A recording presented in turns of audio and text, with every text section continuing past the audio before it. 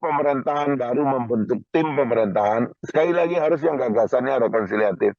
Saya ingin menggarisbesarkan poin ini karena kami ada kecurigaan terus terang aja. Banyak yang sekarang ini bergabung motifnya bukan untuk bersatu. Tapi paling tidak mereka dua punya motif yang menurut saya harus dihindari.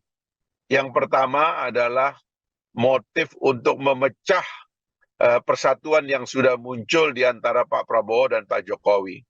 Menurut saya kita tidak bisa berkoalisi dengan kelompok yang ingin memecah apa yang sudah solid.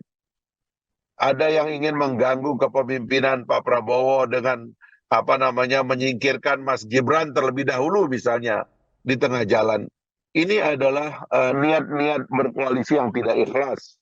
Kalau mau ikhlas, terima hasil pemilu, nyatakan hasil pemilu, ungkapkan terima kasih kepada Pak Prabowo dan Pak Jokowi yang telah mempersatukan kita, dan akui bahwa kepemimpinan Pak Jokowi dalam memimpin kita selama ini ada banyak keberhasilan yang harus kita terima.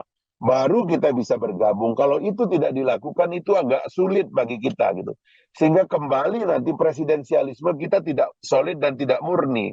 Menurut saya marilah kita sama-sama berdewasa ya untuk menyongsong pemerintahan baru karena kita ingin pindah ke IKN, kita ingin merayakan datangnya Indonesia Emas. Download Tribun X sekarang, menghadirkan lokal menjadi Indonesia.